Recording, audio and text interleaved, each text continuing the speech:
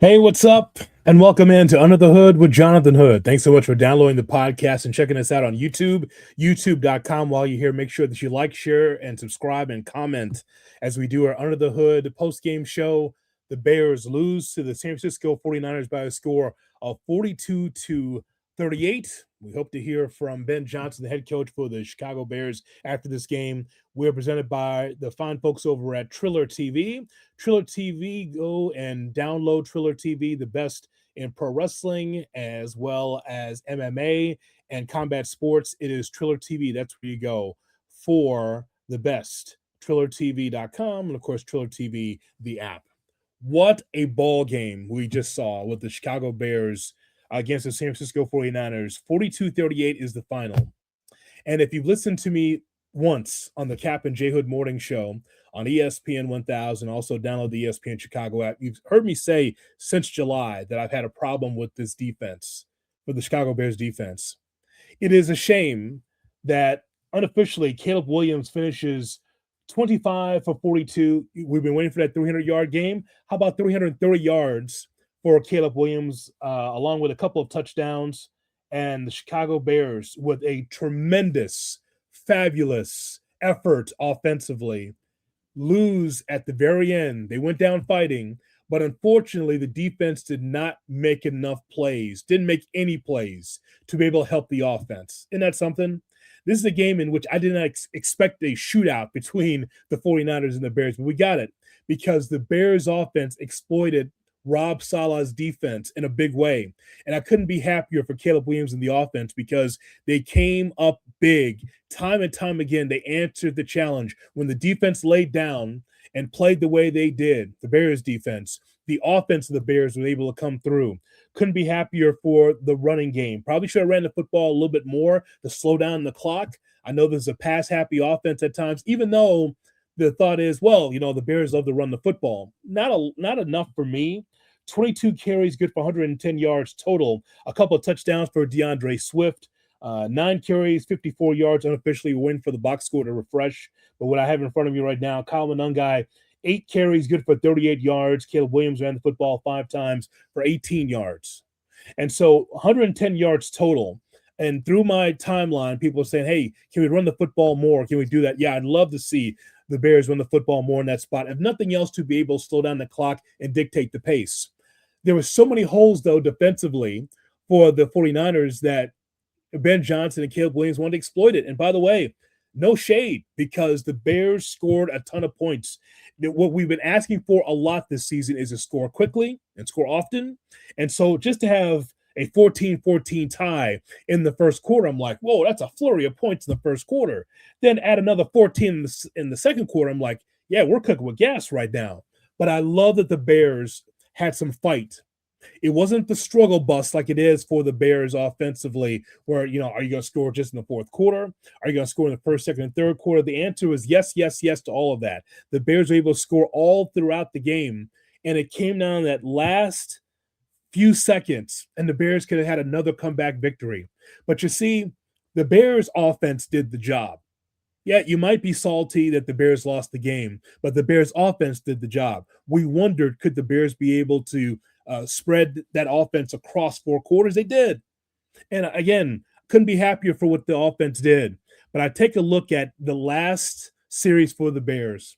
The hallmark of the last series for the Bears was that the rookies, whether it's Loveland with his first drop as a rookie, and then Burton with an opportunity to catch the ball in and out of his hands on 3rd and 5, God, that sucked, right? You just wanted the Bears to be able to just keep it tight in the last series. I have it in front of me because I wrote it on Threads. The drop by Loveland, big, but it's no big deal, right? 1st and 10, you want him to catch that ball. He's been shorthanded the entire season. He dropped in a big spot.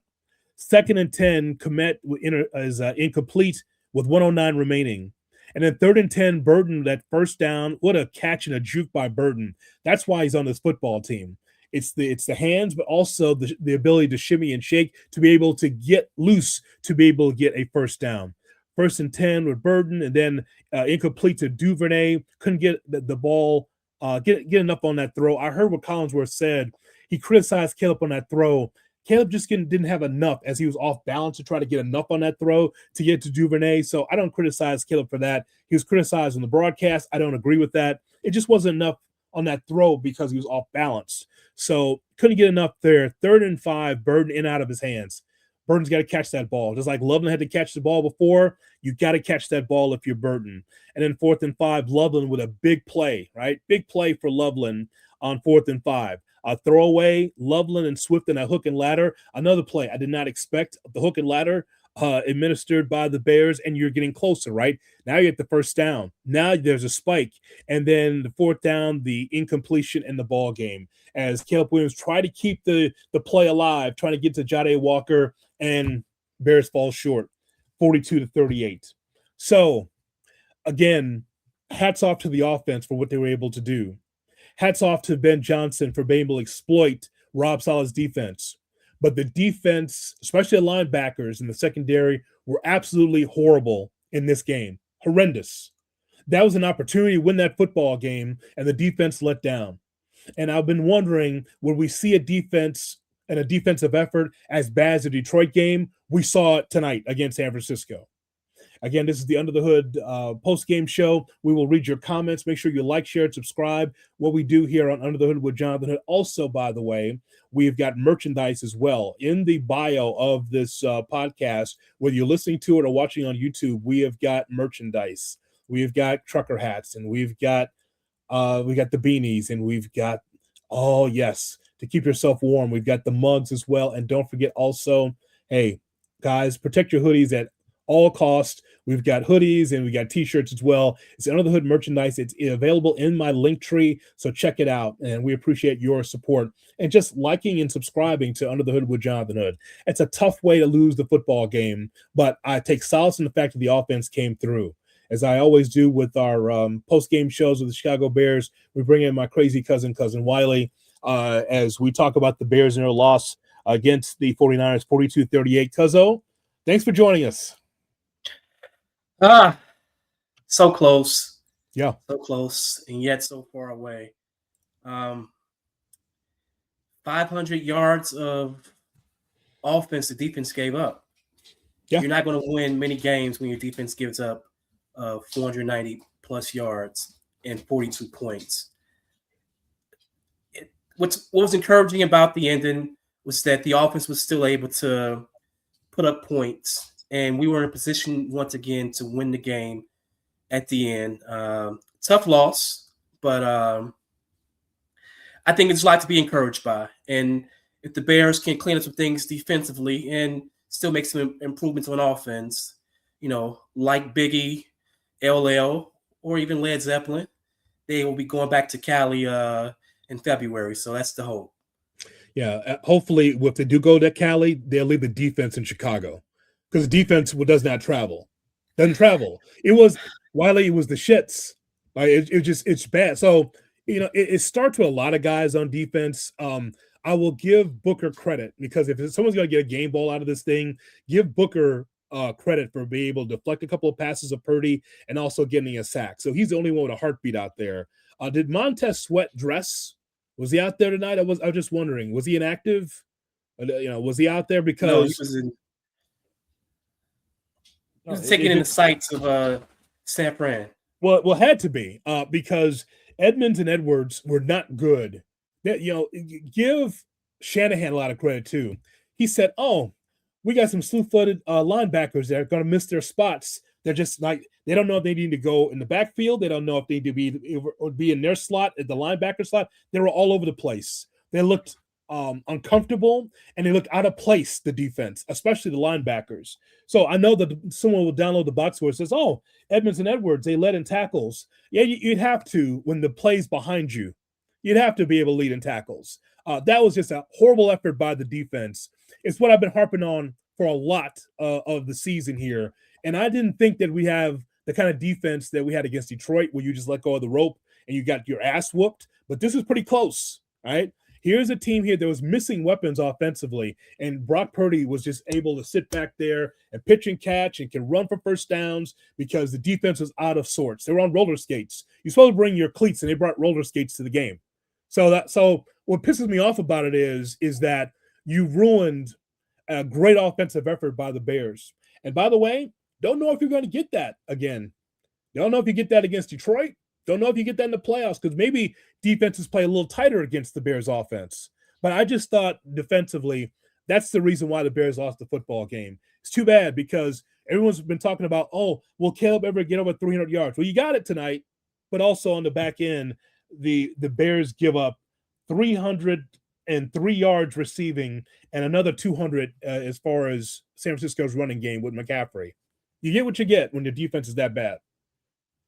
No, it was tough to watch because in the first half you had a Bears defense that gave up 330 total yards and 173 yards rushing against a team that hasn't run the ball well all year. So when you're seeing something like that wasn't encouraging.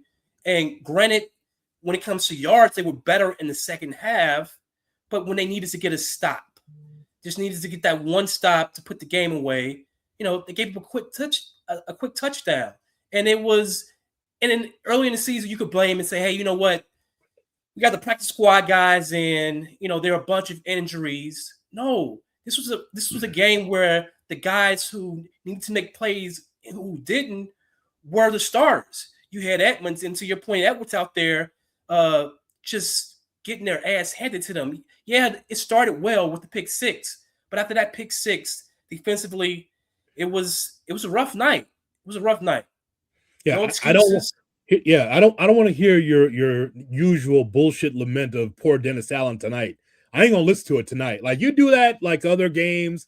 Poor Dennis Allen. What he's worth. No, the scheme was there. You had healthy players. They were ineffective. And by the way, it made it feel like San Francisco's on another level. The way that the Bears defense played, it did. It was automatic for San Francisco to score. It's what Collinsworth said on the broadcast. If the Bears kick a field goal, San Francisco is going to win the game. And that's exactly what happened. It's exactly what you had to score. When you had that field goal, you actually had to score 7 there because you knew the defense of the Bears was no good, and then San Francisco would have to find a way to win the football game. But even with that, Caleb had you right there. Iceman was right there. He was very close. It went down to the last play. I can take solace in that. I can smile and say, boy, that's a great offensive effort by the Bears. But it could have been a W if it wasn't for that shitty defensive effort by the Bears tonight. Bottom line. I agree. And I mean, I do take some solace in the fact that the Bears were in position to win the game again. Yeah. But, if just being honest, that last play call was shit, Cuzzo. Like that last play call was shit. He may have had Swift right away if he would have thrown the ball to him right away. But outside of throwing the ball to Swift right away, there was nothing available. There was nothing for him to manufacture. There was no plays to be made. So your last play of the game at the goal line, I need Ben Johnson to call something better than that, where it's really no options. Other than, like I said, there was Swift possibly, if he threw the ball right away, he gets Swift, but outside of that, it was nothing there.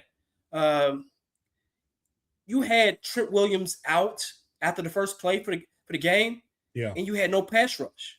And even when you got a pass rush, Purdy made Booker look silly. He made so many guys look silly. And he won the game for that offense. He won the game for the 49ers offense in large part by himself, by just making plays, keeping plays alive, and he made the Bears defense look silly. And, I usually, like used to your point, I used to say, God bless Dennis Allen, but I thought Dennis Allen played zone a little bit too much. He played zone a little bit too much in that game, which gave Purdy time to just find the opening and just pick the Bears defense apart. And he did that repeatedly, which, at some point you have to change it up. Blitz, do something different. And I didn't see a coordinator that was changing things. I saw a coordinator that had a game plan of like, hey, we want to keep every play in front of us. And that works well when you're talking about a quarterbacks, who may struggle if you give him a bunch of plays. But with a guy like Purdy, he's perfectly fine with dinking and dunking and taking whatever you give him while you're playing zone, because he's an accurate passer. And that's his game. So for me, you had to change some things up, and Dennis Allen didn't do that at all that game. And then Well, coming down to the last play of the game, our guy Ben Johnson, we need something better. We need something better than oh, it was rushed too. If you look at the replay, it was like a second on the clock, on the play clock, so it was kind of rushed. We need something better than that. well, I would say that offensively speaking, especially toward the end of the game, maybe a quicker timeout, your first timeout you could utilized. He didn't do that. But that's not the backbreaker of the game. It's not. That's not the backbreaker of the game, Wiley. The backbreaker of the game is that a scheme or not, that defense did not wrap up and do the fundamentals. Before we get into scheme, before we get there, let's talk about how you do arm tackles and you don't wrap up. This is an old school rant that many have that's been watching football for a long time, talking about you practice how you play. You go to House Hall and take a look at how the team practices, right? It's not what they used to do and like wrap up and the way the Bears approached McCaffrey. I know it's hard for him to take him down or take some of these 49ers down. The point is, though, that arm tackling won't get it done. Gang tackling won't get it done.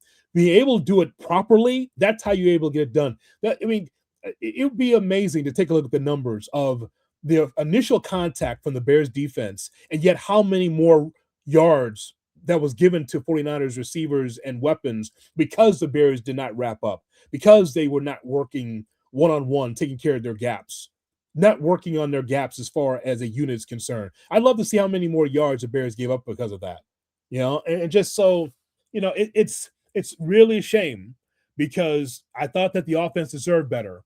This is one of those things that I'm mad about, but I know that team is so together, it won't divide them. But in the back of my mind, I'm like, if I'm Caleb, I'm like, well, damn, like I finally was able to break through, but yet we fell short. So now you just have to lick your wounds and get ready for Detroit. But the point is, while that don't change that defense. Now it might be bend don't break for a while, like they did against the Green Bay Packers, where hey man, they hung in there, they bent but did not break. They gave up one touchdown against Malik Willis, and they were able to win the football game because of comebacks. But here's the point. If your defense is stout, you don't have to worry about coming back in games. So that's the whole thing about this, right? So you've had 6 comeback wins. Some of that's because the defense did not play well. So like, you don't have to have comebacks if the defense does their job. And it comes back to this. What's the Bears defense without takeaways? Who are they? That's the big question. Yeah. I mean, they struggle, especially against the run. And I thought today would be a game where a 49ers offense that had been struggling to run the ball, the Bears will be able to hold up. But they didn't. And as my guy right here says, the defense couldn't stop a nosebleed.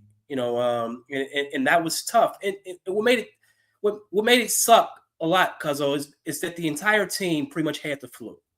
So yeah, well, you're going to this game and you're battling. You're getting ready. You have an opportunity to beat a team at home, who hadn't punted in over a month. You made them punt twice, but then you, outside of those 2 punts, you gave up touchdowns on virtually every other drive, and that you're not going to win many playoff games doing that. And the excuse of injuries were out the door because you were healthy for the most part on the back 7. So like there was no reason to make some of the same mistakes repeatedly and give Purdy the opportunity to pick the team apart. And yeah, we have to figure out some things defensively if we plan on having a long playoff run. But offensively, yeah, there was a lot to be encouraged by. Yeah, I mean, just all I could tell you is that I don't expect the Bears to be able to give up that kind of offense and that kind of production against Detroit or going into the playoffs. I don't. But some of that you're going to see because some of that is the same players that we've been seeing. So that's the whole thing. Like, will the Bears give up 303 yards receiving and 200 rushing against one of the playoff teams? Yeah, probably not. But here's the thing. That some of that letting go of the rope defensively from the linebackers into that secondary, that will be a problem. Like, I was excited that C.J. Gardner-Johnson stepped in there. I'm like, another INT. Oh, a penalty, right? the veteran tried to do something kind of slick, and there was a penalty. We could always talk about ticky-tack calls, but you also make your own breaks, Wiley. You make your own breaks. I got some of that on social too. It's like, a couple of bad calls. Rookie official. He was I think he was a judge before he became a referee. This is his first year. That's not the point. You make your own breaks, especially defensively, and the Bears didn't do that. And please leave your comments. Like, share, and subscribe. We're doing Under the Hood with Jonathan. If you're here for the first time, hit that like button. Make sure you subscribe because there's plenty on Under the Hood that we cover here on not just the Bears, but college football and the NBA and college basketball and everything else. So keep it right here Under the Hood with Jonathan. We're going to hear from Ben Johnson in a little bit, but yeah. So no excuses for your guy Dennis Allen. That doesn't that doesn't get better, Wiley. I'm just here to tell you. It doesn't get better. You're not shutting out anybody with this defense. Because again, if you don't have a pass rush and if you're not making plays in the secondary, so where's the in-between game? Where's the 3 and outs on a regular basis? You didn't have it against this 49ers team. Where was the 3 and outs on a regular basis? Because the defense sucked tonight. No, and it did. And it did against a unit who, outside of Purdy and Christian McCaffrey, they didn't have much. So this wasn't a juggernaut offense where you're like, okay, look at all the weapons they have all over the field.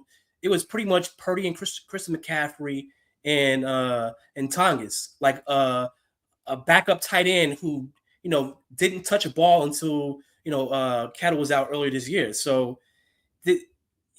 Dennis Allen, and more so than Dennis Allen, the players. These players are getting paid a lot of money. Edmonds is getting paid a lot of money. Jalen Johnson is getting paid a lot of money. They have to make plays. Sweat is getting paid a lot of money. Has to make a play. And if you can't switch sides, so you see Trent Williams go out, why can't you go to the right side and rush from the right side? Why do you always have to rush from the left edge? That doesn't work. That doesn't work. Like when you're getting paid $20 million a year. So I'm not expecting the defense to give up 40 points a game in the playoffs. I would like to believe they can be better. But what I saw tonight wasn't encouraging when you started playing against some of the upper echelon quarterbacks in the NFL. Because if you're playing that soft, we're going to get our head kicked in a lot, or possibly be 1 and out. So I'm hopeful, we can figure it out, self-scout, whatever it takes to get better. But tonight was rough. Yeah, we have someone that says that the defense, they've been so many defensive games where they've shined. The game was all offense. Many games that the Bears shine defensively. Many. I don't think it's been many. I think there's been some takeaways, but as far as a team that just overwhelmed an offensive line, the Browns game? I mean, it counts like the other regular season games, but don't give me like the Steeler game. Is that where what games have they shined defensively? The offense has shined because they've come back in games. They shined tonight. We've had some good games, but no, the defense has not shined like the offense has, not on a regular basis.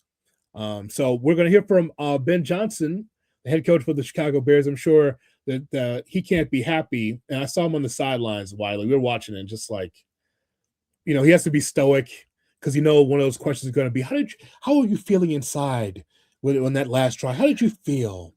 Just how did you feel, Ben Johnson? Did you feel okay? Well, I'm sure it'll be one of those questions in the press conference. So let's hear from the head coach for the Chicago Bears, Ben Johnson, his thoughts as the Bears lose to the 49ers 42-38. We're presented by Triller TV. They're good friends over at Triller TV, as you well know, the best in combat sports.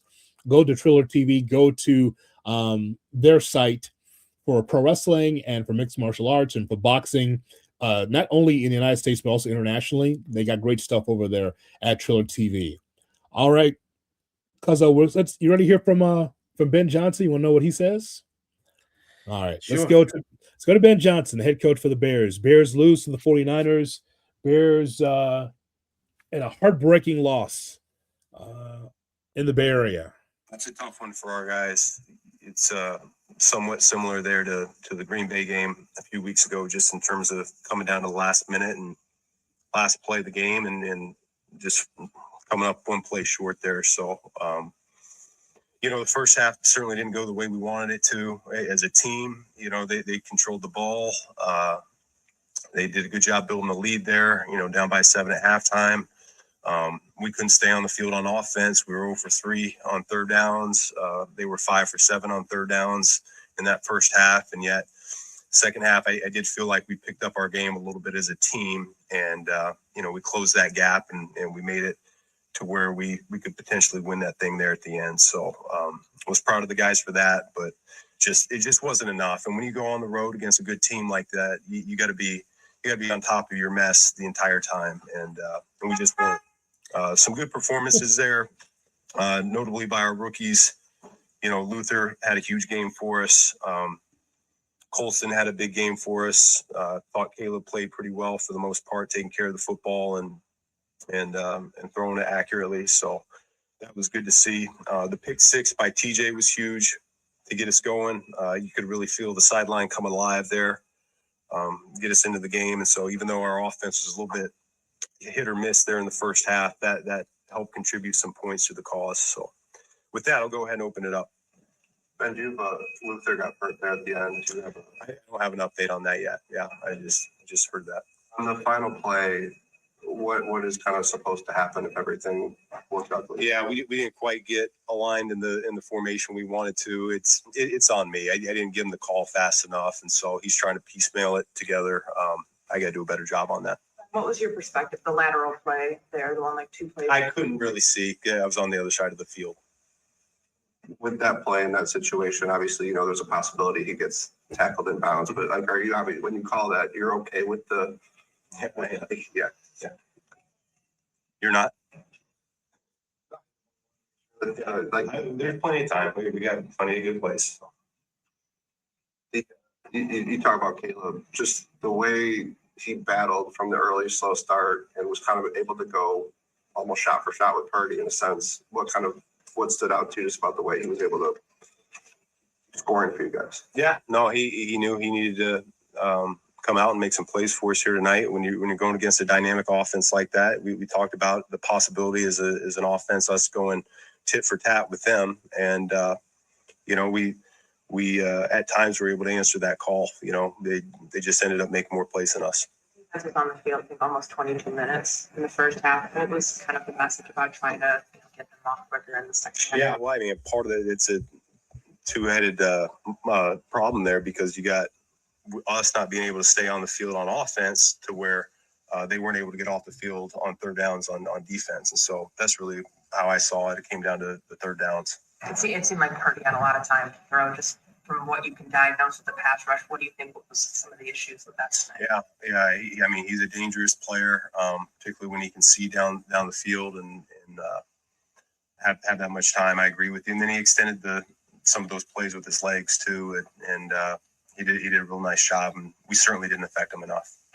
The free play touchdown came through to Colston. What did you like about how he just handled that and how the guys handled that whole situation? Yeah, it's something we talked about going into the week, and we repped it again this morning in our walkthrough, and guys understood what we were trying to get done on that, and so it was really well executed. The challenge this week with the illness going through the building, it happens, but how did you feel everybody kind of managed it and dealt with it? Yeah. I mean, we all understand that if someone has to go down because they're sick, that someone else has to step up, and we did the best we could as a organization in terms of trying to stop it. From masks to washing hands to being diligent that way. But it certainly did a number on our guys. But we felt good about the guys that we went to the game with. They were going to be able to play like they're 100%. Let's say about Darnell to fly out here this morning and play full game the way he was excited. He came in this morning and he had a big smile on his face. Hey, you can't hold me back from this one, he said. So that was good to see. All right, so there it is, some of Ben Johnson and his press conference as he spoke to the media, challenging somebody from the media, Cuzzo, Like, did you not like the play or whatever the hell he was saying? Like, that's not for the media to say. Like that's not the point. Anything that stood out to you? He owned up to what you talked about, right? That last play, you want something better. He said, that's on me. Put it on himself to start off the press conference. No, I appreciate that, but as a fan, I still want better because the Bears' last 2 drives, they were in the red zone. I think they were at the 4-yard line and the 2-yard line, and we came away with 3 points total. So if you find a way to punch the ball into the end zone, then we're talking about a different result.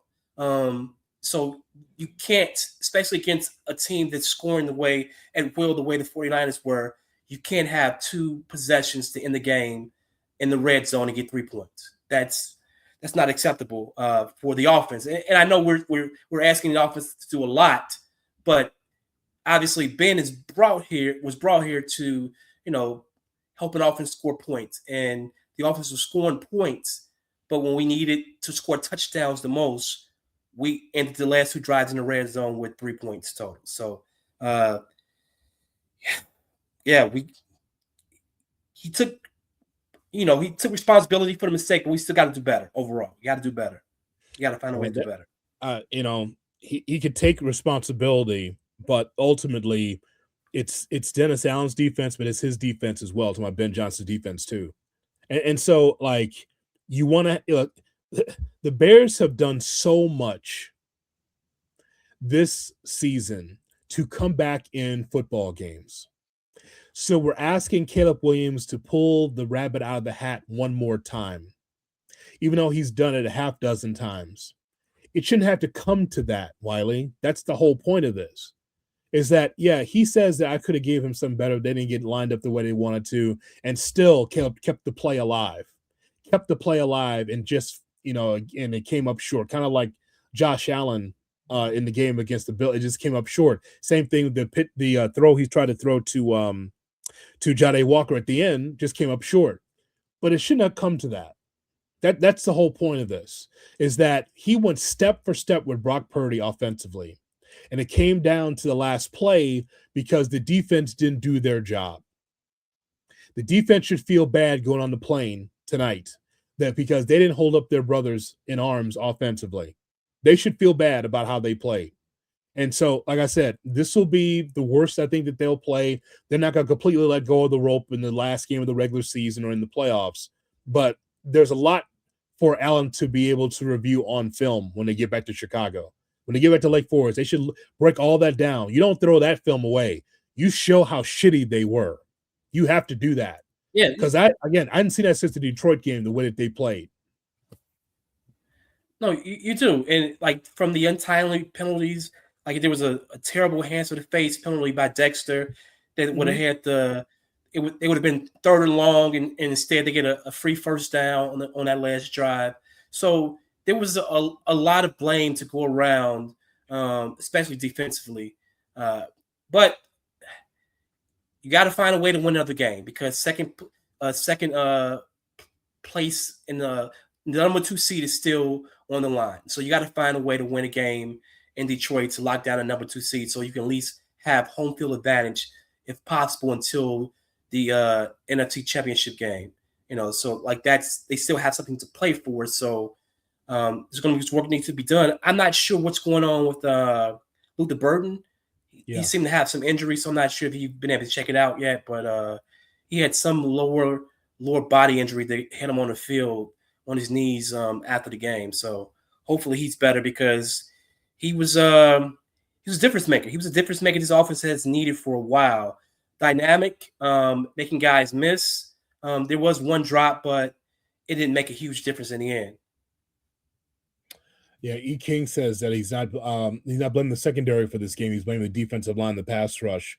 I'm blaming it all phases, and the coaches will tell you that in an honest moment, that it's everybody. There is no blame pie. Well, the secondary's fine, but the linebacker, they all were out of place. They all were at fault. I watched the game, and the coaches watched the game as well. It was everybody. It wasn't just one unit. It's the entire unit that did not make enough plays to be able to get San Francisco off the field. So that this idea that is just one unit. Now, linebackers definitely Edmonds and Edwards were on roller skates. I don't know what are we in Markham? We're at the roller rink. We on 87th Street because that's what it looked like, Right. that they were at the roller rink. Like what is this, right?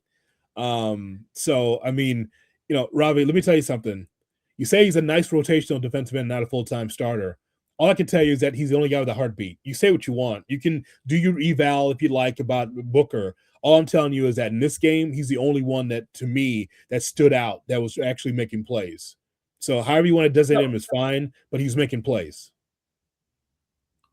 He had a great motor. He obviously left a couple plays on the field by not being able to get a hold to Purdy. But to your point, he was the only guy on the defensive line, who tried to show up tonight. Still wasn't good enough, but from Sweat to Grady Jarrett to Dexter and everyone else who filled in, there was a lot of suckage going around. So, yeah, it has to clean up quickly if they plan on winning any games in the playoffs. Tyler says we don't suck. He says a lot of suckage to go around. He says we don't suck. No, the Bears don't. No, they don't. But the defense played poorly, and it has to be called out. You can still be a Bears fan and say that the team doesn't suck. That's fine, but you call it as you see it. Bears lost the game because the defense did suck. Team doesn't suck because obviously the offense did the job. Special teams did the job. I am concerned about Luther Burden, as you mentioned. We'll find out more tomorrow morning as I team with David Kaplan on the Cap and Jared Morning Show. We'll hear from Courtney Cronin, maybe, on that cross-country flight. We're going to find out, but we'll find out what's going on, at least on Monday, what's going on with Luther Burden. I'm usually this guy, because as you well know, that if I don't see you on the field, I don't miss you. I got a little coach in me in that regard. Move the drill. He can't play. He can't help us. Move the drill. But Luther Burden brings a little shimmy, a little shake that no other wide receiver has in his football team. Oh, by the way, we should go through the numbers in a second, but I just want to give Luther Burden his flowers, because when you need a first down, it's more than just third down, crucial spot. He gives you a little shake and gives you a little miss. So if defenders are missing him and he gives you a few more yards, I'll take that, because no one on the football team does that. Maybe a healthy Roma Dunze, but definitely Burden has something a little bit different than some of the other receivers on the football team. No, he's their most dynamic receiver. One, he catches almost everything that comes his way. 8 receptions. I think there were 9 targets. There was that one drop. 17 yards per catch. Like, we're not getting that production from Adunze and anyone else this season. So, like, he's a difference maker on offense when it comes to the receiving position.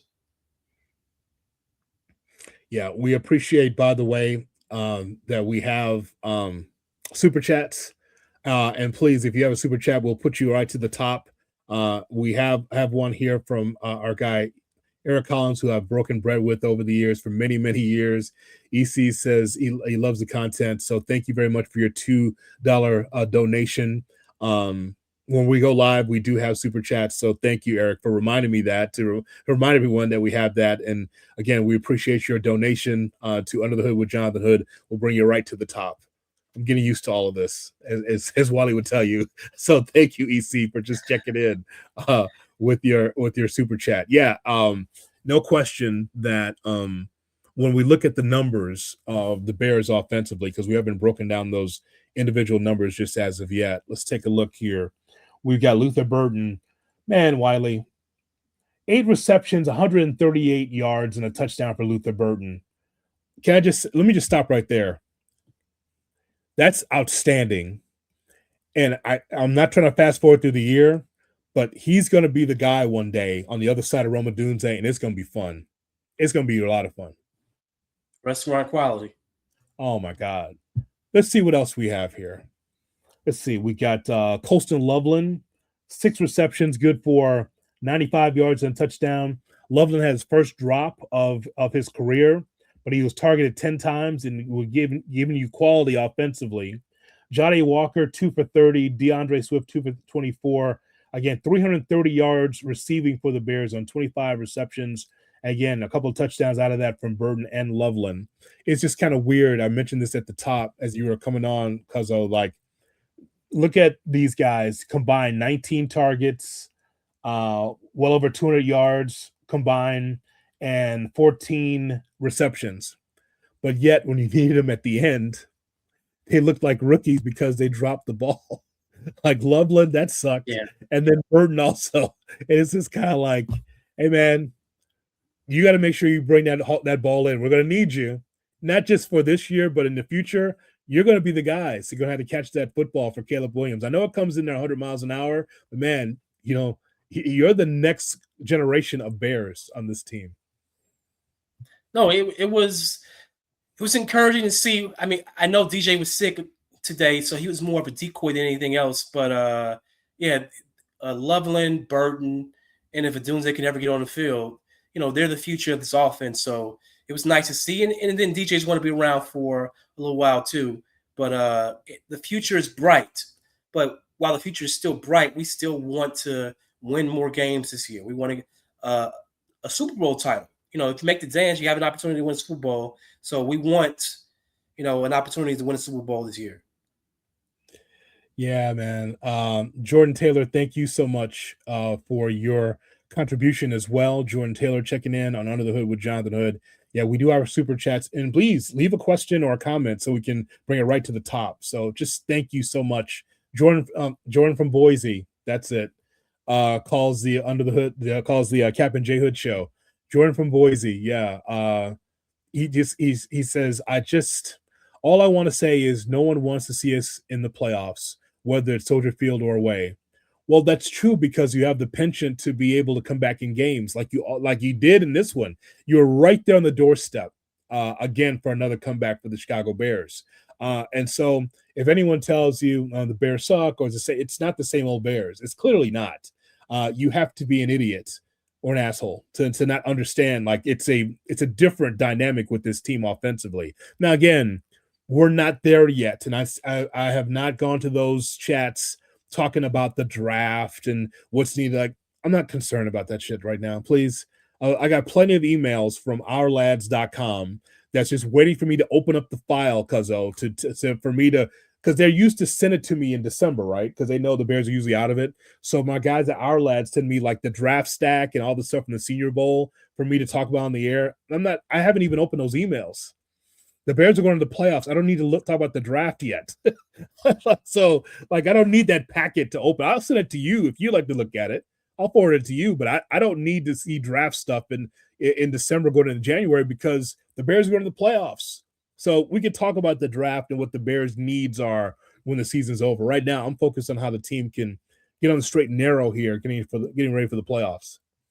No, I mean, yeah, and that's what's great about this year is the Bears, an upstart team, took the North. Hopefully, we don't give it back. And we're looking at a lot of young pieces who have. There we go. Bow down. Bow down. You come to our town. For our podcast listeners, I did a couple of these for Wiley in particular because he loves these memes. There is Caleb Williams with his sword, and he's got his his crown on and a cape, not like James Brown cape, but like a Roman cape. And then there's the cheeseheads bowing down into the dirt as the Iceman with his sword into the Soldier Field surface. The King of the North. There you go. You like that one? I love it. Now, only thing would make it better is a few beheadings with that sword. So we'll work on that. Oh my God. Well, here's another one for you. There's the NFC North champion Chicago Bears.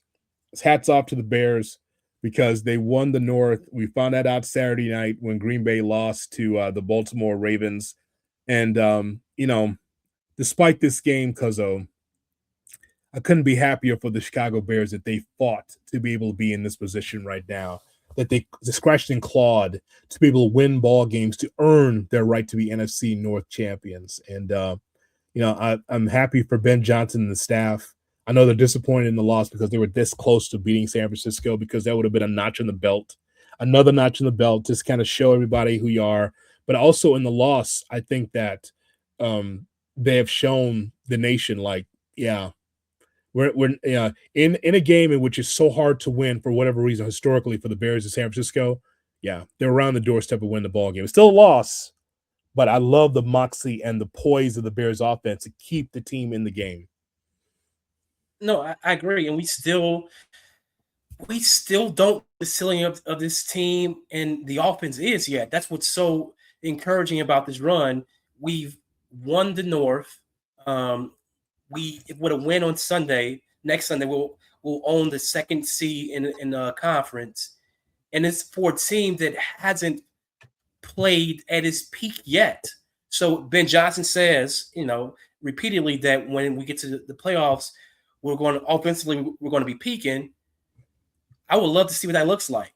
I would love to see what that looks like. Also defensively to see an improved defense. So I hope the Bears take some time in the next week or so and do some self-scouting, especially defensively, because like the future is bright overall, but I still want to win a Super Bowl this year because you don't get many bites at the apple.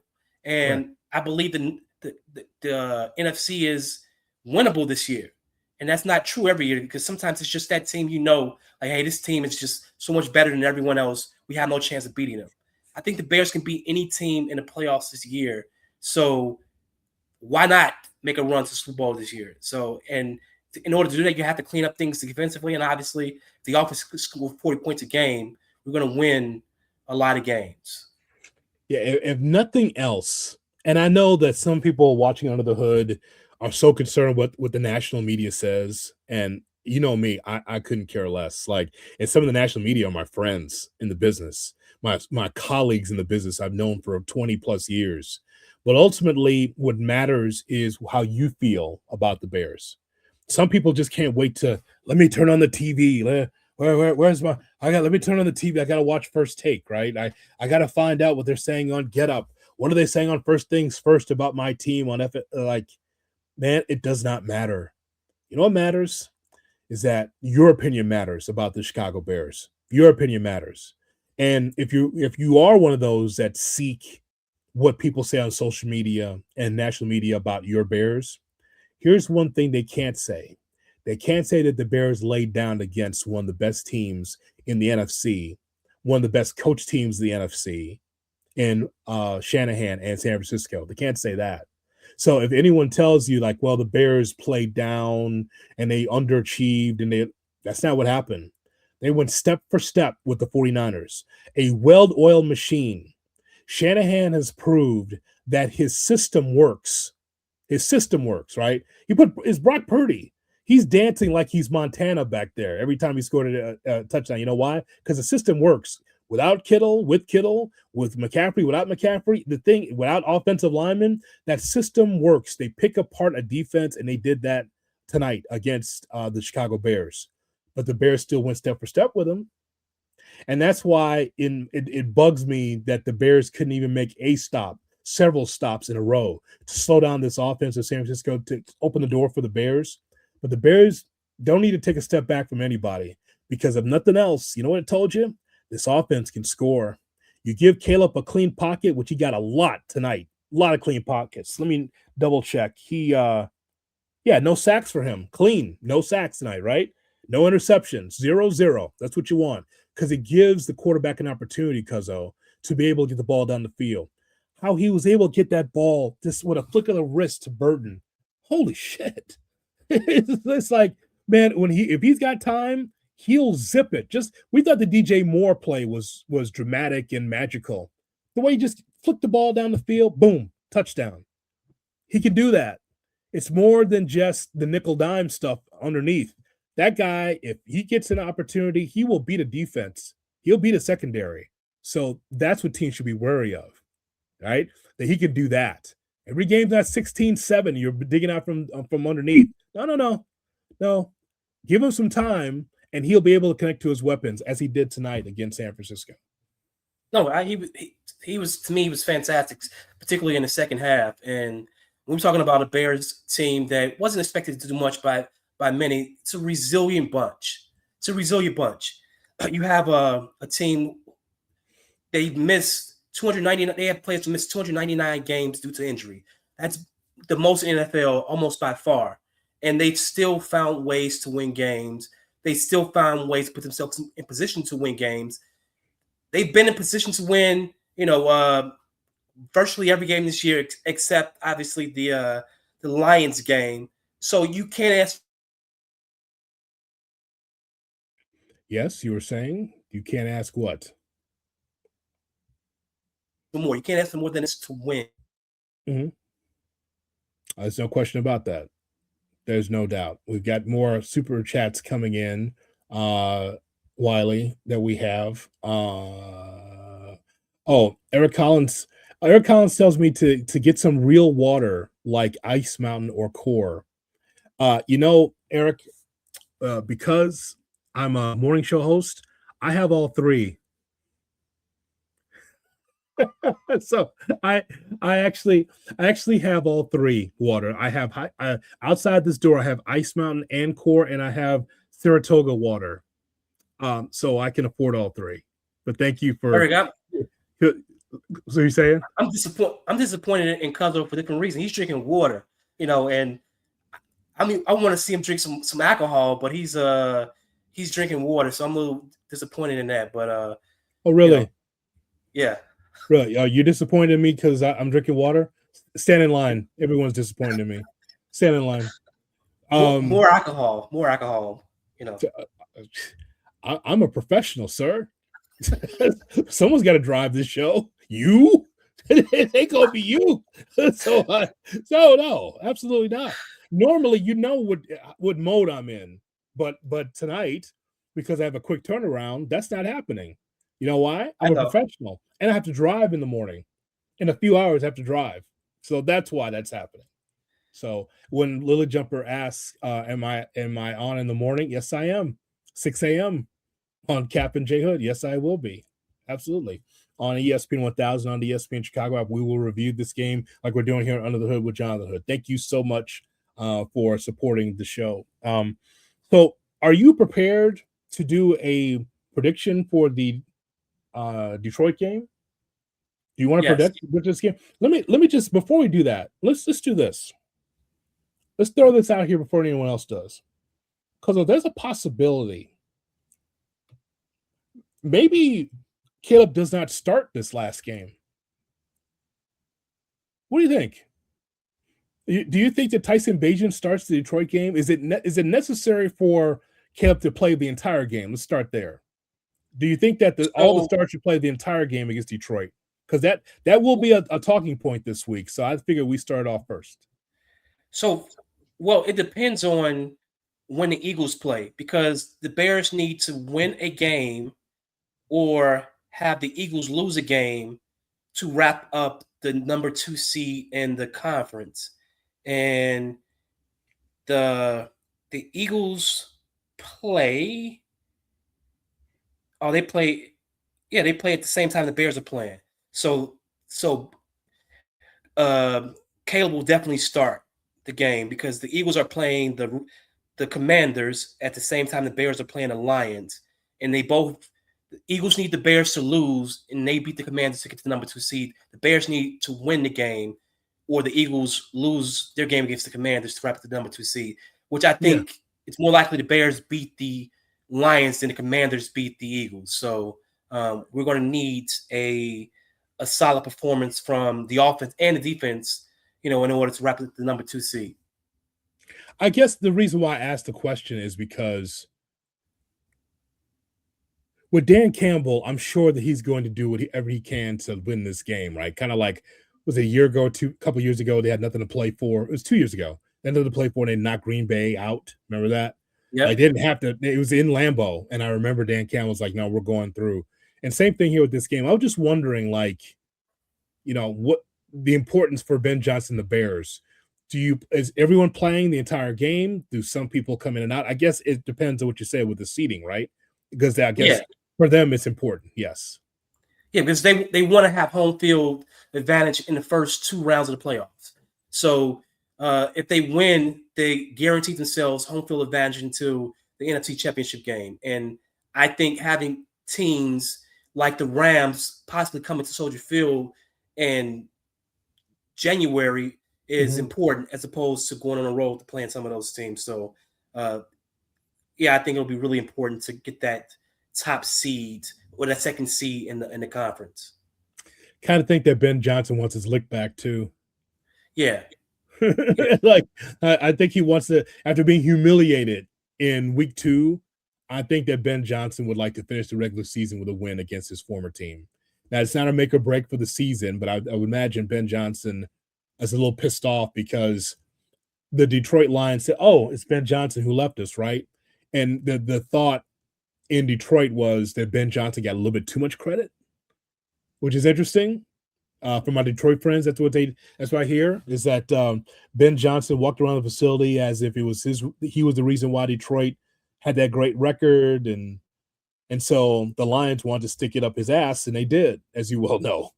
I don't consider running up the score. You got to make stops, right? And so, but still, I think they put a little extra on Ben Johnson, and so Ben, I'm sure, like to even that score 1-1 in the regular season against the Lions. No, and I think he will. I think he will definitely get an opportunity. Well, I think obviously he'll get the opportunity, but I think he will even the score against the last place Detroit Lions.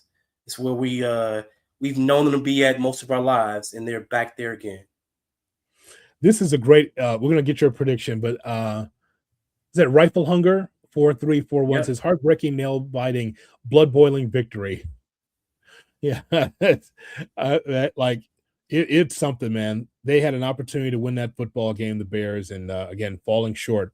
I'm just glad that the offense is going to scare some people. They're going to scare some people, running the football, Caleb's arm, offensive line like an iron gate, giving Caleb time, lanes to run, and also time to throw.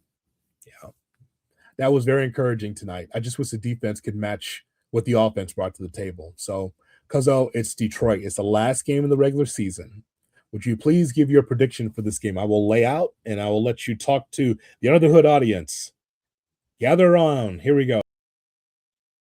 All right, gather around, boys and girls. The last game of the regular season. The Bears are fighting for the number 2 seed in the conference. They're facing the lowly Detroit Lions, last place Detroit Lions. There's a lot on the line. Obviously, number 2 seed. Caleb needs 270 yards to be the first Bears quarterback to have 4,000 yards passing. And the Bears want to finish 3-3 in the conference. So we're going to Soldier Field, Lions Dome team, playing out in the cold. They have nothing to play for. Jared Goff, is basically ready to go on his second honeymoon with his lovely wife. Bears win 42-20. Bear down.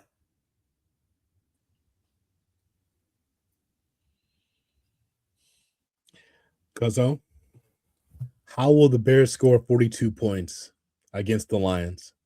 How's that happening? Is that UPS? Is that FedEx? How will they get the ball in the end zone that many times? Are you saying that the Lions defense is like the 49ers defense under Robert Saleh? Yes. And I also saw Jared Goff turn the ball over 5 times against the lowly Vikings. Mm-hmm. And they got their brains beat in despite the Vikings quarterback, or I'm not even sure you can really call him a quarterback, having 6 total yards passing. So I imagine Caleb can, perform slightly better than 6 total yards passing. And with the help of Jared Goff, who recognizes the season is over, we can score 40-plus points. And we know Ben Johnson wants to run the score up because he wants to get back at Dan Campbell and the Lions for what they did to him in the second week of the season. So, yeah. 40 burger. A lot of points, Cuzzo. A lot of points. Lions can't stop anything, especially when it comes to the run. So, cold weather game for a dome team that has nothing to play for, they'll check out early. They'll check out early. Here's the look right here, Cuzzo. This is what you're looking at right here. The NFC North division winners the last 20 years. That's what it looks like. We have the graphic here if you're listening on the podcast. The Bears have it. They're the NFC North champions. I'm overjoyed for that. But before that, the Lions a couple of times, the Vikings in 2022, and 2020 and 2021, the Green Bay Packers, 2019, the Green Bay Packers. Bears have not been there since 2018. Shows you how tough the division is. Shows you how the Lions have been able to take advantage for a while here. But the Bears need to be able to continue that momentum. They've got the North, great, but it is a dogfight. It is difficult. And, I'm sure these Bears players realize it has not been easy because, those come from behind victories. There is luck involved. There's skill involved. There's execution involved. There's coaching, all of that to scratch and claw to be able to get to where they are. But this game against Detroit, you want to finish strong into the playoffs. Green Bay, by the way, as I was driving back from AEW Wrestling on Saturday night, I turned on ESPN Milwaukee, our sister station, and I'm listening to them talk about nothing matters except Chicago. We're on to Chicago. That's all they care about. They lose against the Ravens. They were like, we're on to Chicago. They are so desperate to get back at the Bears for that loss, that embarrassing loss that they had, right? They want to get back. And so whatever their focus is fine, but the Bears just have to get right for this Detroit game and then get ready for the playoffs. And if it's the Packers, let's go. I'm not skipping steps. Let's go. Caleb, 1 division title. Love, 0 division titles. I saw that today. Yes. Yes. 1-0. Okay. Yes. Oh, man. All right. So we got the predictions in. If you have any further thoughts, we've got super chats. Lock in your super chat. We'll put your question right to the top. But as we wrap up things, make sure you keep it locked because we're going to have coverage, as we always do on Under the Hood, all week, getting ready for the Lions game. So make sure that you subscribe to Under the Hood with Jonathan, whether the podcast or the YouTube. We just want you to get locked in because we got so much more content to give you. And so check it out. And please be sure when you get an opportunity, obviously like, comment, but also hype Cuzzo's podcast, throughout the week. So you can hype the podcast, it'll move it up some lists, so other people can have the opportunity to listen and enjoy the same content that you enjoy yourself. So be sure to hype the podcast once it's uploaded. I know 49ers fans have no other place to go because they don't really, I guess there's no podcast for them to go to, nowhere to celebrate the victory against the Bears. So they come to Under the Hood. And so we get 49ers fan, great handle. 49ers fan with 2 N's and then fan. Belt to ass, go Niners. Was it really? Was it really? I guess they would be the discipline in 2025 with kids. Belt to ass was what me and Wiley dealt with in the 70s and 80s. Okay, that's a real whooping. Okay, belt to ass does not work for this game. This 42-38 victory. 49ers won the football game, but just barely. So, unfortunately, unless you're talking rainbows and lollipops. Oh yes, unless you are. Come on, Billy. You got to come on. I've asked you 8 times, Billy. You got to come to the car. If that's belt to ass. That's what that was in 2025. It's not an actual auntie taking out a belt and actually whooping your ass to get to the car like it was back in the day. So if you consider that being the discipline for kids in 2025, come on, Billy, no, you can't buy okay, put it in the cart. I mean, that's your you're belt disappointing mommy. Yeah, you're disappointing mommy. Yeah. That's right. Because that's what that loss was. That was, come on, Jimmy, oh my God. That's the belt to ass you're talking about. So thanks a lot. Thanks for your contribution. Parental justice in 2025. Billy, I'm not going to raise my voice. I'm not going to say it again. That's what that loss was today to us. Yeah. So thank you. Thank you very much. Oh, man. Yeah, Eric Collins is listening too. And thank you very much for your super chat, sir. He says, so true that fans on ESPN Milwaukee on TMJ were willing to sacrifice Sunday to play the Bears. That is true. We'll give them what they want. If they're there, we'll give them what they want. Yeah. We'll give them everything they want. Kolb says, I can't even be mad about this loss, man. We had our chance, but it shows that you can hang with around anyone in the league. I'm mad at the defense, Kolb. And so is Wiley. We're mad at the defense. You're disappointed at the Bears anytime the Bears lose, but you had a chance to win that football game, but the defense was so bad that the Bears, even with an opportunity to score at the end, and Ben Johnson said it early because I wish I would have called a better play. I put it on me. Dude, the offense put up so much. They should have been you put up 38 points, you should win games in the National Football League. You should. But if you give a 42, you can't. You can't win games that way. So I totally get it. I get it. So that's it, everybody. I'll be on Monday morning only this week on Cap and J Hood. We'll review it between 6 and 9 a.m. Central on ESPN 1000. Download the ESPN Chicago app. And if you're here, please subscribe to Under the Hood with Jonathan Hood or share this with other people because there's a lot more Bears content, a lot on the college football playoff as well that we'll have this week with several guests. And we're going to get you ready for Bears and Lions, Cuzzo. There's a lot more here under the hood, as you well know. Happy New Year's, Cuzzo. Happy New Year to you, and Happy New Year to everyone listening and watching the podcast. So for Cousin Wiley, this is Jonathan Hood. Thanks so much for checking us out. We're presented by our good friends over at Triller TV. Triller TV has been so good to us. We want you to be good to them. Just go to the website, go to Triller TV, download the app, and there's something for you. You're a boxing fan, you like your MMA, you like your pro wrestling internationally and domestically, they got it at Triller TV. All right, keep it locked here under the hood with Jonathan Hood. So long, everybody, from Chicago.